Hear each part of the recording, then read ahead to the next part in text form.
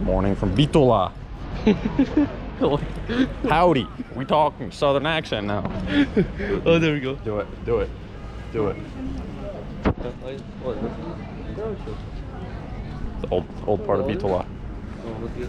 Alright, we get burek. We got our burek. Burek. The Bitolski yogurt. Sponsored. Fucking.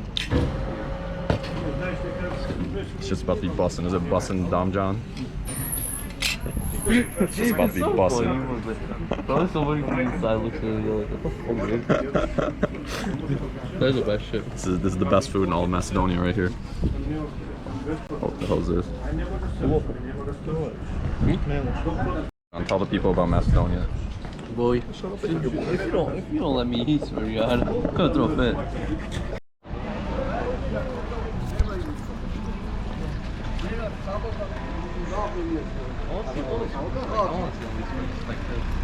Like all experience.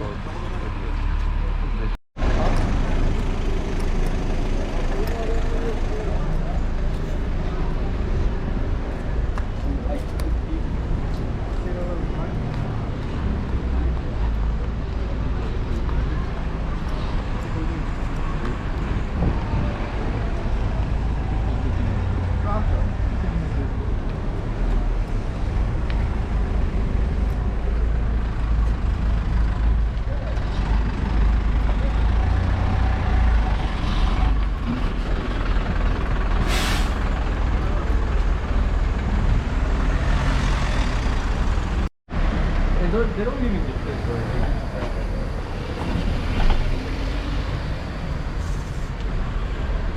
Have you really?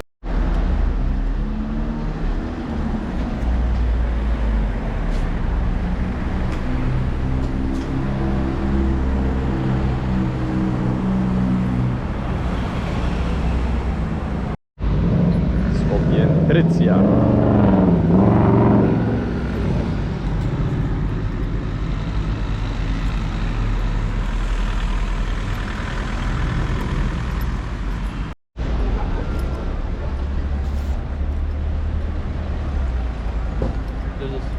That's on pizza. Like pork pizza. Really nice. I know. Yeah, you go. But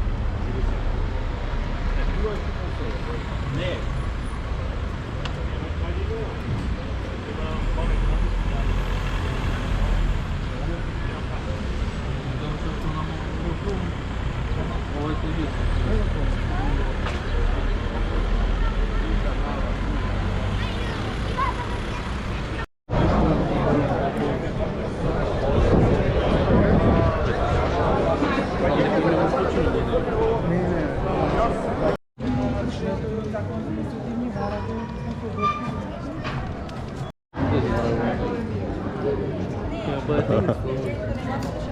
so no, you could go behind me with the This is the Macedonian beer right here.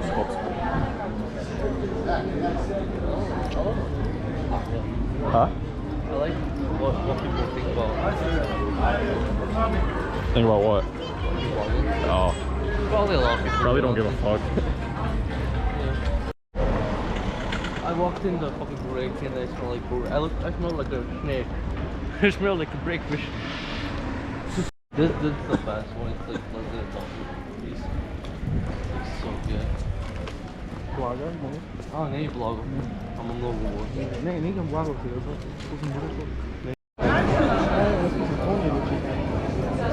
Mas não então. Você fala.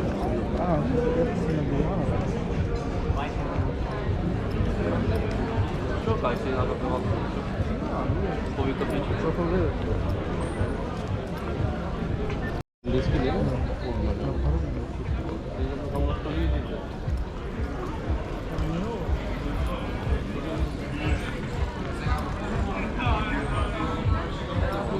Bitola or Shirok Sokak.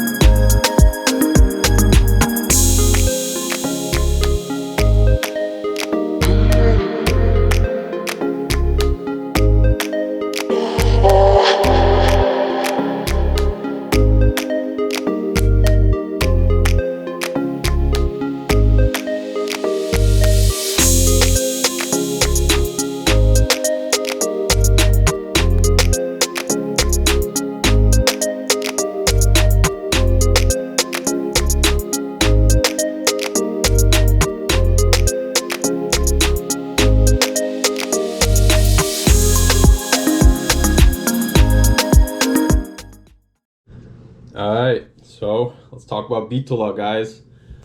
So yeah, I'm actually recording this a few weeks after I got back. Had some stuff I had to deal with, but either way, Bitola, very cool. Macedonia in general, very, very awesome experience. And Bitola was it's a bit of a smaller city, but it's very historic, like very historic and very cool. And you know, I love Europe and I love history, so when I was there I was just doing so much research. I just like everything I saw there I was just researching, like that one clock tower, Heraclea, the ruins, just everything in general. I was just researching the history, and I just want to share some like history about it and my thoughts about it, just if like anyone's curious out there about Bitola in general. So we got to Skopje, the capital, and then we had someone drive us to Bitola, which is about two and a half hours away drive. And the funny part is that Skopje is like towards the north and Bitola is towards the south, the southern border, literally like 15 minutes away from the Greek border. And that's like a 2.5 hour drive, and that's pretty much the whole country, which it's kind of funny like how small some of these countries are in Europe because how split up they all are. But man, first impression getting to the city, it was like it's like entering a city, like just all mountains with a few like cities here and there, and then you just going in there was just such a cool vibe. It's just like you're entering the city like in a valley, like in between all the mountains, which is really cool. The first thing we did was we went to my friend's grandma's, and they were just, it's kind of what I expected, kind of like in Ukraine, just very nice and just like lots of hospitality. After that, we dropped our stuff off at my friend's house and we checked out the city kind of like right away, and it was very, very cool vibe. And the first thing that hit me right away that I noticed was just the unique mix of people. Like I think I've just mentioned this a lot of times, but like Ukraine, for example, you could tell everyone's like the same. And here there's a lot of similar people too, like the Balkan people, but it's a big melting pot, I feel like. And that's what stood out to me right away is just like the melting pot of people.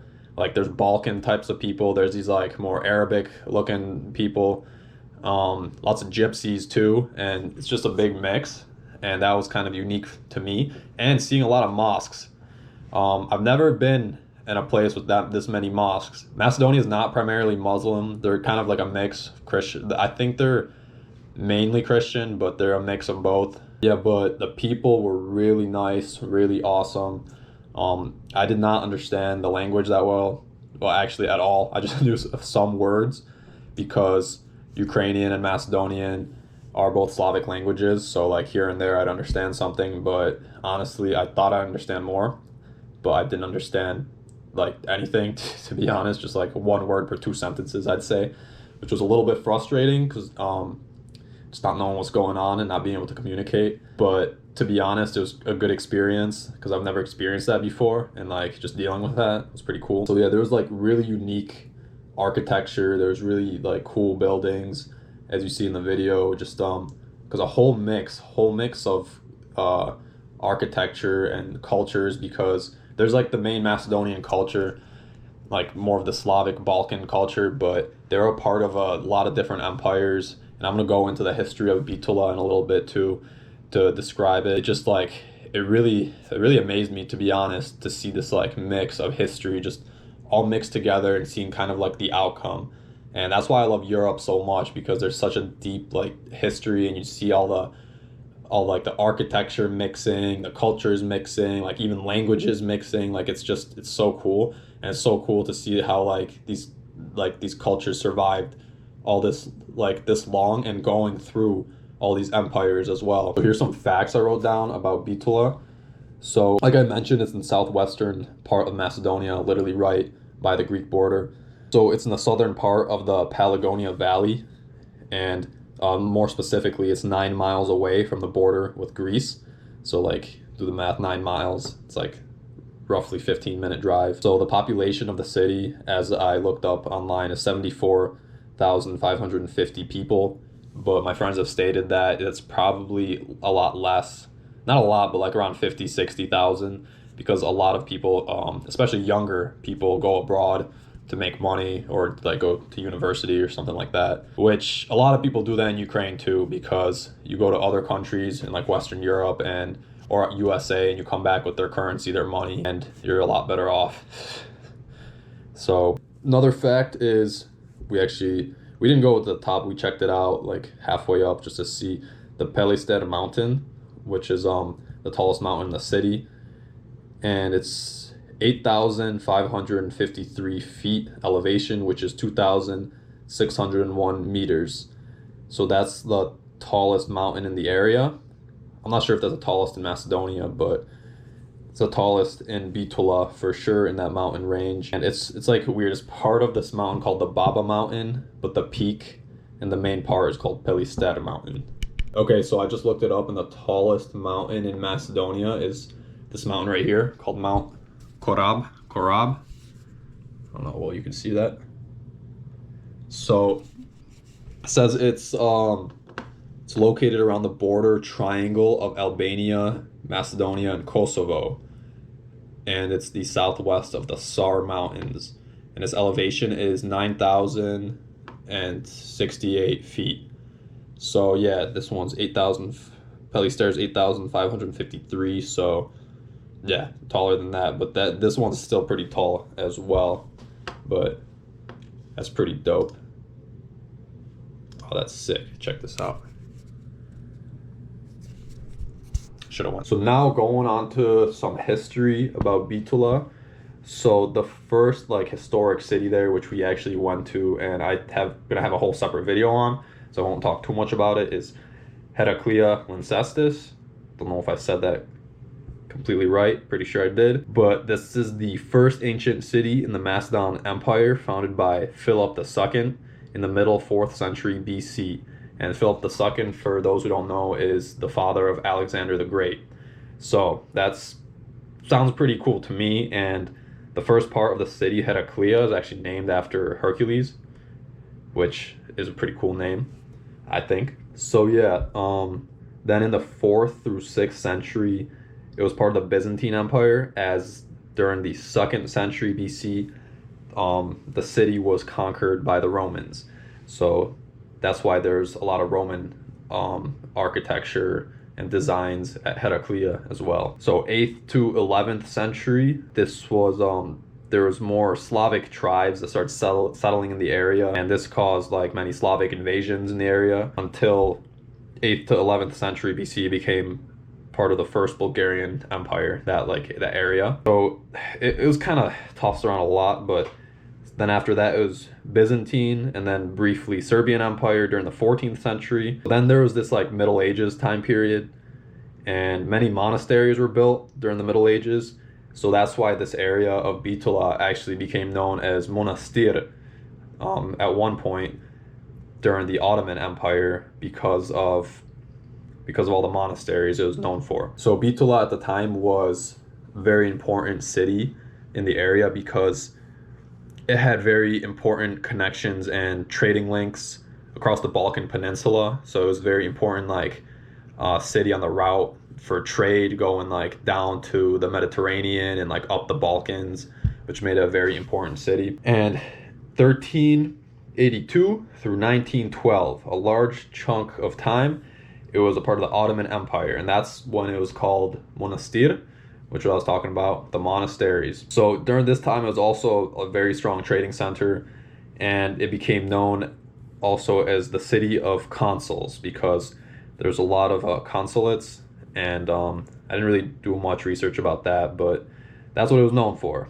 So in 1912, it was part of the Ottomans for this long, but what ended it is the 1912 Balkan Wars. Monastir ceded to Serbia, so Bitola at the time, and this is when the official name actually became Bitola, when that part of Macedonia was ceded to Serbia. So after the Balkan Wars, Macedonia in general was divided by 3 parts, so among Greece, Serbia, and Bulgaria. Now we are going into the complicated 1900s.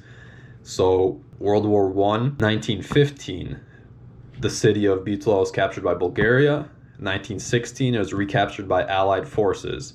1918, after World War I, Bitola restored to the Kingdom of Serbia, which eventually became the Kingdom of Serbs, Croats, and Slovenes, and which was eventually in 1929 renamed to Yugoslavia.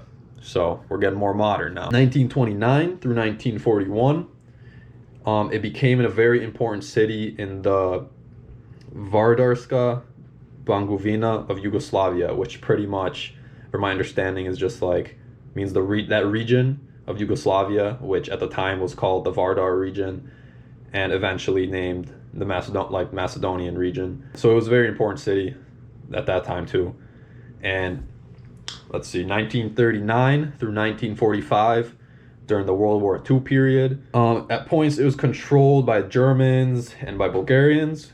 And then 1945, SR, the Socialist Republic of Macedonia, was established within the SFR Yugoslavia, the Socialist Federal Republic of Yugoslavia, I believe. Yes, Socialist Federal Republic of Yugoslavia, I can confirm, according to Google, right here, Google. Confirmed. So, yeah, so it was the Socialist Republic of Macedonia. So it was a region in Yugoslavia for very long, not as long as the Ottoman, but still a long time. 1945 through 1991. Then 1991 was their independence, which then is when they had all the different name changes. And that's like during the complicated breakup of Yugoslavia, that time period with all the wars. And Macedonia actually wasn't really part of the war. Didn't have much fighting or any fighting going on in their area, which is good for them. Yeah, that's when they gained independence, and when everything started going down in Yugoslavia with like the fighting in Croatia and Bosnia and Herzegovina with Serbia and all that stuff. But yeah, then it was that's when they had all the different name changes after that with Macedonia, which I'm more talking about Bitola, so I won't be going over all that stuff. But yeah, that's basically a gist of the history. I just found it very interesting, so I want to talk about it, and maybe because someone, like if any one of you guys are interested and wanted to know as well, because I got my notes down right here, and I was doing some research because I think it's really, really cool, and seeing it in person makes it even cooler for me too. And I just like to learn and share these thoughts. So yeah, Bitola, really cool and historic city. I enjoyed it a lot. Very lots of history, lots of culture, lots of architecture, lots of very good food, especially with American money. So definitely recommend. You guys should go. Hope you enjoyed. I'll see you next time.